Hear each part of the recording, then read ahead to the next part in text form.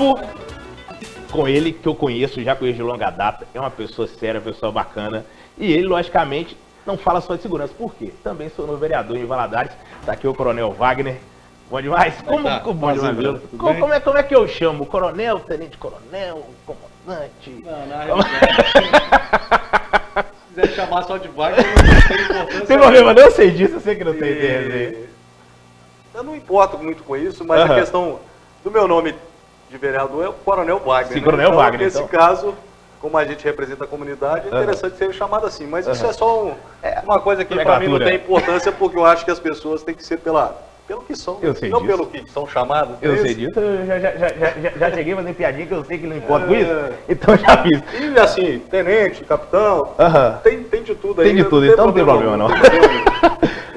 E dessa vez já era, pertencia da polícia, já era uma autoridade na cidade, mas quis fazer mais Valadares e se tornou agora vereador. Sim. Muita diferença, coronel? Uma diferença absurda, né?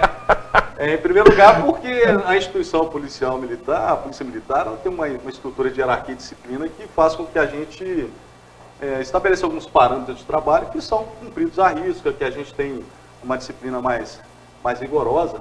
Então eu sinto muito essa diferença. E sabe assim, e tem uma coisa que eu acho importante, que na polícia militar normalmente você identifica o infrator na rua, aquele ali é o bandido. Exato. Quando eu estou do lado de cá, eu fico tentando identificar, e é uma falsidade muito grande por parte de muitas pessoas. Então, um ambiente que é muito mais hostil, tem hora, do que o próprio ambiente que eu vivia no dia a dia de operacionalidade da Polícia Militar. E é uma pena e a gente precisa mudar esse quadro. E é verdade. Eu lembro, quando eu fazia o caso de polícia aqui à noite na TV, em uma das nossas entrevistas, o que muito me chamou a atenção era a sua preocupação, não só em prender, mas das políticas públicas, você sempre falava com a gente. O bairro tem que ter uma praça, o bairro tem que ter uma área de lazer, que isso ajuda muito o pessoal a sair da marginalidade. E isso é importante, né, Coronel? É importante, porque na realidade quando você tem a criminalidade, ela é um conjunto de fatores que fazem com que um crime ocorra, né? Então o ambiente, a infraestrutura urbana, ela tem um papel muito importante nisso. Então, a questão da educação, a questão da escola de boa qualidade, a infraestrutura urbana no que diz respeito à iluminação de praças, a ambientes mais seguros, a criação de espaços públicos seguros. Então tudo isso tem um viés de caracterização muito importante no que diz respeito à possibilidade de ter o crime ou não. E assim, é interessante quando a gente fala, a gente está nessa aqui. Essa aqui é fechada. Então quando a gente fala na questão de educação. Educação é uma coisa que a gente precisa fazer hoje para colher frutos daqui a 15, 20 anos. Sim. É preciso fazer hoje. Sim. Então tem outras medidas de gestão operacional, de políticas mais rápidas, que a gente precisa pensar. Então a gente tem que pensar coisas mais rápidas, coisas de médio e de longo prazo, para que a gente possa mudar essa realidade. Sim. E qual que é a maior dificuldade hoje para se combater a violência na sua visão? Em primeiro lugar, eu acho que a impunidade. Sim. A impunidade. Né? Você está aqui há muitos anos fazendo programas que têm cunho policial e cunho da sociedade de uma forma geral, você acompanha isso no dia a dia. E as pessoas de casa também. Aqui eu já contei algumas vezes, aqui a gente já teve pessoa em Valadares que foi presa 95 vezes. 95. A mesma pessoa. Ela começou a ser apreendida aos 13, ela tinha 28 na época, era a 95ª prisão. Com 28 anos, 95 vezes. 95 prisões. Então, ela começou cometendo pequenos atos infracionais aos 13 anos, 14, aí furto, um outro furto, uso de droga, depois ela chegou a assalto, porte ilegal de arma, tráfico de droga. Então, além dela ter uma gradação no tempo, e se prolongando ao longo do tempo, ela também aumentou a gravidade do crime que ela cometeu. Então, assim, a gente tem essa contabilidade cruel, triste, mas foram as vezes que a pessoa foi presa. Agora, você imagina a quantidade de outros crimes que ela deve ter cometido sem ter sido presa. Então, essa impunidade que faz com que o indivíduo receba a mensagem, eu posso fazer porque não vai dar nada. E isso não é só para o indivíduo que comete pequenos delitos, não. Isso é para aqueles lá do colarinho branco, que agora começam a sentir de um tempo para cá a força do Estado, a força da lei. Mas a gente precisa avançar muito. Vou dar um exemplo claro aqui, que é a questão do foro privilegiado. Sim. Por que algumas pessoas têm direito a um julgamento diferente do meu, do seu? Exato. Se o crime é o mesmo. Então está errado e isso está mudando. Graças a Deus. E falando sobre essa questão do foro, tem muita gente que acha que se acabar o foro, nós vamos ter mais chances, nós não, né? Os polícias vão ter mais chances de recorrer. Sim. Qual que é mais ou menos a sua visão disso aí? Até porque se você tem um foro privilegiado, o indivíduo que é um político assim, de um cargo maior, ele vai ser julgado pelo Supremo Tribunal Federal. Até que o Supremo Tribunal Federal é pequeno. Sim. Então nós temos juízes altamente capacitados, a gente confia na justiça, de uma forma geral no nosso país, que são capazes de julgar em primeira instância. Sim. O indivíduo comete um crime qualquer, os tribunais estaduais também têm competência para fazer isso com muito mais celeridade do que se fosse esperar por um Supremo. O que me importa é o seguinte, que a punição seja feita com a devida celeridade. Se você não tem filho? Não tem. Um dia você vai ter filho, se Deus quiser, mas eu tenho filho, e se minha filha, por exemplo, cometeu algum ato ali de desobediência, hoje, eu for chamar a atenção dela daqui uma semana, qual é o efeito que isso vai ter? Não vai ter efeito nenhum. Ela vai olhar para mim e falar, mas o que está acontecendo? Então, infelizmente, o que a gente vê hoje é o seguinte, o indivíduo cometendo delitos, cometendo crimes, e daqui a 10, 15 anos ele sendo julgado. Isso não tem um efeito de ressocialização ou de melhoria da possibilidade daquele indivíduo ser um indivíduo socialmente aceito pelos seus bons princípios. Né? Então isso dificulta muito. Falamos começamos falando sobre esse passo que você deu a mais para ajudar a população se tornando vereador, Sim. Mas não esquecendo, lógico, de falar da área da Polícia Militar. Como que aconteceu? Desde pequeno já queria ou não? Veio depois? Não, para a Polícia Militar eu queria desde de sempre. Agora, para a questão política, não. A questão política foi interessante porque eu era líder estudantil, eu era líder de classe na escola, participava de grêmio estudantil, operador de turma de 8ª série, tudo. Mas era aquela coisa só de aluno ali. Mas eu nunca tive essa participação política mais efetiva, nunca tive essa vontade também. Aí, ao ir para a reserva em 2015, no ano seguinte veio o ano de eleição, eu falei, poxa, eu estou aposentado, que é um exemplo que a gente tem de países desenvolvidos, do norte da Europa principalmente, onde as pessoas que já se aposentaram, que têm uma experiência de vida maior, que estão mais tranquilas, elas voluntariamente se colocam à disposição da comunidade para serem políticos, né? Então eu falei, por que eu não... Eu tenho uma experiência de vida razoável, mas eu tenho muito tempo ainda, se Deus quiser, eu acho que eu poderia colaborar com a comunidade de alguma forma, com aquilo que eu já aprendi na vida, com aquilo que eu aprendi na minha profissão, com aquilo que eu vi no dia a dia, visitando ambientes de degradação social, visitando as mazelas que a nossa comunidade tem, pelo fato de ser policial e ter vivenciado esse tipo de coisa, pela minha formação, pela minha história de vida também. Então acho que as pessoas que exercem um cargo público, elas têm que ter sempre como princípio fazer o bem. A política é a arte de fazer o bem para o outro. Sabe, o que me espanta, o que me surpreende muito, foi a sua primeira pergunta, é que muitas vezes as pessoas se esquecem que essa arte de fazer o bem é para fazer o bem para o outro. Não é para si. Exatamente. Entendeu? E assim, a gente vê alguns pontos de esperança por aí, mas a gente precisa passar isso a limpo, a gente precisa retomar isso com muita energia para que pessoas do bem nos representem do jeito que nós precisamos. Verdade. Igual eu estava falando, às vezes a gente passa sobre assuntos sobre questão de corrupção e tudo mais, e eu sempre falo aqui que não adianta, né? Às vezes a gente olha só lá para cima o corrupto, mas se tem um caminhão, o caminhão bate e você saqueia o caminhão, é do mesmo jeito.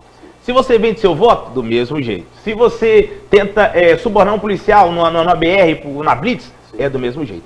Tem que começar de baixo, né? O político não nasce, não é fabricado o político corrupto. Ele vem de algum lugar. E aí, isso é interessante, eu estava vendo uma matéria que saiu no WhatsApp, no Facebook e tal, o cara falando que a gente tinha que pedir desculpa pro Brasil, porque o Brasil é um país tão grande, que não tem tragédias naturais, um país que tudo que se planta aqui nasce, é um país que nos ofereceu a possibilidade de nascermos brasileiros, e que a gente precisava pedir desculpa para o nosso país e aprender a votar, aprender a fazer certo nesse sentido, porque todas essas mazelas que nós estamos vendo hoje, na saúde, na educação, na segurança pública, é porque nós ou nossos antepassados, recentes, nós também, temos uma parcela de culpa considerável porque nós não escolhemos adequadamente. Verdade. Então esse pessoal que está em casa nos assistindo aí, a gente tem que ter orgulho de ser pessoa honesta, de ser pessoa do bem e de escolher bem as pessoas que vão nos representar. Porque se o hospital tem dificuldade, se a segurança pública está com problema, Se a educação do seu filho não está boa, quem nos representa é que tem a obrigação de fazer isso ser bom. E se nós escolhemos no passado, que a gente seja perdoado e que agora a gente tem uma nova oportunidade para fazer diferente. Espero que todos nós façamos diferente mesmo. Verdade, verdade. Esse ano é um ano decisivo, né? Mais do que nunca tá tudo aflorado aí. Nasceu aqui, é daqui, de Valadares? Não, eu sou de Belo Horizonte. Minha história de vida é legal, já andei postando em alguns lugares aí. Eu vim conhecer meu pai aqui no dia 6 de setembro de 91. Eu vim desfilar no 7 de setembro. Olha! Eu não conheci meu pai, eu tinha 21 anos, era cadete da Polícia Militar. E eu morava com minha mãe, com meu padrasto, meus irmãos. E eu queria conhecer meu pai. E eu fiz isso com 21 anos de idade, vindo aqui desfilar. E a partir daí eu me encantei com a cidade de Valadares. Aí me formei na academia e vim pra cá. E essa história é legal porque eu conheci um mundo novo, uma cidade nova, e Deus me deu a oportunidade de me apaixonar por ela.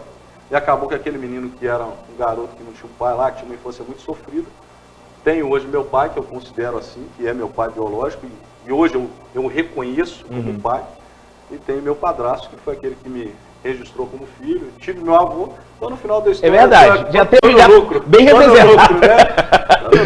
Depois sempre continuou em Valadares. Eu trabalhei aqui desde de aspirante, tive um ano fora, trabalhei em Aimorés durante um ano, foi uma experiência muito gratificante, adoro as pessoas de Aimorés, adoro a cidade de Aimorés, mas a carreira foi bem aqui, eu trabalhei muito tempo na rua, na atividade operacional, acho que dos 20 anos que eu trabalhei na rua, eu trabalhei na parte, não de formação da Polícia Militar, acho que 18 anos foram voltados para a atividade para a rua. É na rua que está a coisa gostosa, que a adrenalina policial está na rua. Sabe, a importância da administração é gigantesca. Sim. Porque faz a estrutura da Polícia Militar girar. Mas quem sente mesmo, né? Na hora de você entrar numa casa, fazer uma operação, essa adrenalina ela é muito gostosa e felizmente a gente teve a grata satisfação de viver isso com muita intensidade. E aí você me permite mandar um abraço para todos os colegas policiais que estão nos assistindo agora, esse pessoal que está na rua tem muito valor, o pessoal da administração também, e a Polícia Militar é muito importante para a nossa vida. Eu tenho um orgulho imenso de ter sido parte ativa da Polícia Militar e hoje ainda fazer parte sempre da reserva. Mas aí não sai nunca, tá não no sangue. Jeito, tá na pele, né? A gente estava falando justamente sobre Ih, acho que... O que eu fiz aqui? O que eu apertei aqui? Ah, tá. É que volta. Essa televisão acende. Quando você quer mudar, ela já... Tô emocionado. Ficou. A gente estava falando sobre essa questão justamente da polícia na rua. E sempre que a gente gravou a entrevista, eu estava na rua também. Sim, verdade. E a gente percebe esse carinho seu pelos policiais da ativa que estão na rua, que sabe o que acontece. Sim. Na rua, como policial, sente tudo que a população precisa. O que tirou disso e conseguiu aperfeiçoar na política, que a gente sabe que é um meio totalmente diferente? Sim. A gente sabe que, como policial, aprendeu bastante, aprende até hoje, mas para levar isso, para colocar no papel e conseguir fazer disso uma lei ou melhoria para a cidade é muito difícil. É difícil. Mas assim, a gente tem conseguido alguns avanços que eu acho importantes. Primeiro que a nossa primeira lei que foi promulgada, ela é uma obrigatoriedade de cantar o hino nacional das escolas uma vez por semana. Sim. E então, não tinha um resgate mais, né? cívico importante. Então foi a nossa primeira lei, foi uma lei, ela para nós é marcante, porque foi a primeira, e isso veio de escutar as pessoas, de lembrar do passado. Quando a gente era mais novo, tinha moral cívica na escola, tinha aquele negócio todo. E a gente precisa resgatar valores de amor à pátria. Exatamente. Né? E essa ideia foi simplesmente isso. Vamos resgatar um hino nacional para as crianças terem respeito, ter amor a esse país que a gente vive. Então essa é a primeira lei. Depois a gente fez uma lei que é uma de segurança no perímetro escolar, que está havendo uma dificuldade do governo para fazê-la funcionar. Sim. A gente entende, mas eu creio que em breve vai se resolver isso, que é você criar perímetros de segurança no entorno de escolas, com passagem elevada de pedestre, sinalização adequada das vias, limpeza de lotes vagos. A ideia é que a escola seja o local mais bonito da cidade. Não é o mais luxuoso, mas o mais agradável, porque é ali que a gente está desenvolvendo a nossa comunidade, o nosso futuro está ali, né? Nossas crianças e adolescentes. Então tem essa também. Tem algumas sugestões que a gente tem passado e tudo. Uma das coisas que eu mais sentia dificuldade é porque quando a gente estava prevenindo ou reprimindo o crime, Normalmente, determinados tipos de delito, eles ocorrem em determinadas áreas com muita vulnerabilidade social. Sim. Então, uma das propostas que a gente fez ao governo, que não cabe ao legislativo, ao executivo, é que se cruze os dados de incidência criminal com a possibilidade de intervenção do Poder Executivo nessas áreas. Para quê? Para que ocorra aquilo que você falou lá no início também. Melhorar as praças, as escolas, as ruas, para que esse local que é propício à prática de crime se torne um local melhor, e isso passa com... É você fazer as áreas críticas se tornarem, essas áreas vulneráveis, de vulnerabilidade social, se tornarem menos vulneráveis, se tornarem mais agradáveis, e com isso a gente ter a possibilidade de reduzir o crime. Porque tem uma teoria que fala que o crime ele é composto normalmente por um local próprio para isso, um ofensor motivado, que é aquele cara que quer praticar o crime, e a ausência de vigilância. Então, se você melhora o espaço público, o espaço de uma forma geral, até a própria residência, a própria casa, você diminui a possibilidade de ser vítima de um crime. Se você melhora aqueles possíveis ofensores, que são as crianças, adolescentes, mesmo os adultos que podem se ressocializar, que é difícil, mas acontece, você também reduz o crime. Então, é trabalhar nessas hipóteses dentro da cidade, naqueles ambientes onde... Isso é fácil, porque a Polícia Militar é fácil diagnosticar. A Polícia Militar tem um trabalho muito bacana nesse sentido, e é possível identificar claramente onde é que precisa de uma intervenção mais globalizada. Então, isso eu acho que é um sonho que eu tenho desde muito tempo, que eu acho que se quiser para frente aqui, a gente consegue fazer. E falou, é figura de papel fundamental. Praça, iluminação, às vezes não... de árvores, exatamente. Tudo facilita a ação do bandido, né? Sim, sem dúvida. E hoje, tá falando ainda sobre Polícia Militar, hoje, lógico, a violência cresce a cada dia, mas aqui em Minas ainda, tanto que já foi considerada várias vezes, a melhor polícia do país. Sim. O que o senhor vê de diferença? Por que a polícia do Rio está tendo dificuldade e aqui em Minas não tem tanto? Aliás, o Rio já passou dos limites, se for olhar. Já passou dos limites há muito tempo, porque uma polícia que tem a morte de 134 policiais num ano, então, um policial a cada 2 dias, e meio, 3 dias... Eu estava vendo, esse ano mesmo, nem chegamos no meio, já está com 50, parece? Então, complicado. Assim, é uma coisa que é pior. Não existe histórico dessa natureza no mundo. Isso nunca aconteceu. Então, quando o policial morre, o Estado morre junto com ele. Porque o maior representante do Estado na rua, mais visível, é o policial fardado na rua. Só que no caso do Rio de Janeiro, a gente tem implicações que são muito mais graves, de envolvimento em corrupção, de milícia, da questão do tráfico de drogas. Então a situação ali realmente é muito complicada. As UPPs foram uma iniciativa que nós acreditávamos que poderia dar certo, porque o conceito dela, das unidades de polícia pacificadora, era exatamente colocar a polícia militar, mas melhorar urbanisticamente aquele entorno. Não só na parte urbana, mas também na parte de cultura, lazer, esporte, educação. Então era um pacote fechado. Só que foi no início ali no Complexo do Alemão, se conseguiu fazer isso no início, fizeram até um teleférico, melhoraram alguns espaços, mas depois isso se perdeu e colocou só a polícia nesse ambiente hostil. Isso não vai dar certo em lugar nenhum. Tanto é que não deu certo. Verdade. E tá vendo a qualidade de algumas UPPs, um container fechado, sem ventilação, sem nada, até pro policial ficar é complicado. Aí acabou virando medida política para projeção de determinado governante e tal, e acabou se perdendo o princípio fundamental que era de melhorar o ambiente, melhorar o ambiente para as pessoas daquilo ali, se perdeu. E hoje o Exército está numa sinuca de bico lá, está numa situação complicada, porque para se resolver essa situação, não é só a força que vai resolver lá. Então, esse que é o problema. O que a gente, beleza, a iniciativa de colocar o Exército, sim, mas o Exército não tem, como é que eu vou explicar? Não tem o conhecimento que o policial militar tem que estar na rua, porque o Exército não tem essa ação de rua que o policial militar tem. Sim.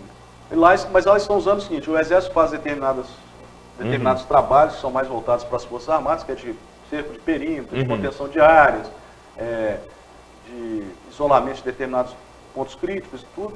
Isso aí é feito mais pelas tropas de incursões ou por alguns grupos de operações especiais que eles têm, e eles são hábeis para isso. Sim. E a Polícia Militar faz o trabalho que é de competência dela normalmente no dia a dia operacional, de conhece os ambientes. Mas ali, assim, é uma situação muito, muito difícil. É complicado. Felizmente, em Minas Gerais, a gente não tem essa situação, não só a situação de envolvimento de policiais em crimes, etc., a gente tem, lógico, toda a profissão sim. Mas é muito pouco. Exato. E o que diferencia a gente, assim, o que é um fator positivo para a polícia de Minas, é que havendo fato negativo, a punição vem na hora, exatamente. E isso faz com que seja perpetuada a instituição. Isso é muito bom. E a parceria que existe entre a comunidade e a polícia também é muito importante, porque é um vínculo de confiança, né, A gente gosta da Polícia Militar como cidadão porque você cria esses vínculos mesmo, que a comunidade aprende junto com a Polícia Militar ao longo do tempo, isso troca informações e isso faz com que haja um reconhecimento maior também da instituição. E uma coisa que eu vejo muito aqui em Valadares, e dificilmente eu vejo em outras regiões, eu posso até estar enganado, mas é o carinho que as crianças têm com a polícia, né? Até pelo PROERD, eu sempre vejo o carinho. Em outros lugares não, os outros lugares, polícia, criançada corre, né? Aqui, graças a Deus, o pessoal tem... O PROERD foi um divisor de águas nesse sentido, né? O PROERD ajudou muito a desmistificar, mudar essa característica do policial, do bronco, né? Policial é o protetor, aquele que faz o bem. Então essa ideia é muito legal que as crianças têm, assim como em países desenvolvidos têm, não só com relação às polícias, mas em relação às forças armadas também. Tem um vídeo legal que é o presidente dos Estados Unidos, ele entra num helicóptero, aí tem um policial, um militar do exército lá de fora, aí ele volta, faz a continência, é um respeito. Não é aquele policial, é a força que ele representa. Com a instituição, né? É a instituição, né? Verdade. Então a gente precisa resgatar esses valores de respeito, né? De honestidade, do bem, de fazer o bem. Verdade. A gente consegue isso, se Deus quiser. Coronel, ainda na área política, a gente sabe que, lógico, ser vereador, a gente com dificuldade consegue fazer mais coisas, algumas coisas. Mas, para abranger tudo, a gente sabe que é necessário, algumas pessoas optam por dar mais um passo. Esse ano, pré-candidato a deputado? Sim, pré-candidato a deputado federal. Eu acho que é um momento importante no contexto de possibilidade de dar certo, porque as pessoas hoje querem pessoas novas, querem pessoas que tenham passado limpo, que não estejam envolvidas em corrupção, que deem esperança de mudar, que tenham projetos, que tenham propostas. Então a gente se coloca nessa situação. Nós achamos que a gente pode ajudar a colaborar com as pessoas e agora de uma forma diferente. Né? Então por isso nós achamos que, por bem, nos colocarmos à disposição como pré-candidatos.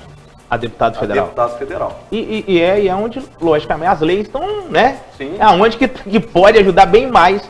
Porque essa questão da impunidade, a questão do foro privilegiado, e a questão do combate à corrupção como um todo, isso tem que...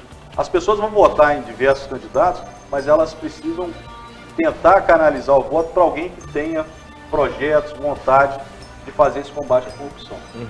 A erva mais daninha, o fato mais danoso que nós temos no nosso país hoje é a corrupção. A corrupção hoje ela leva para o ralo 200 bilhões de reais por ano do país. Isso de acordo com alguns estudos de pesquisas científicas que foram feitas, 200 bilhões por ano. Se isso fosse levado para a educação, para a saúde, para a cultura, etc., como é que seria diferente? Verdade. Então, o que se desviou de recursos aí de empreiteiras desviadas, né? De Petrobras, de obras públicas, de construções inacabadas, etc., se isso fosse revertido para o bem do povo, as coisas seriam muito diferentes. Então, o deputado federal tem esse papel importante de legislar leis que efetivamente vão impactar na segurança pública, na questão da impunidade, na questão do desenvolvimento local.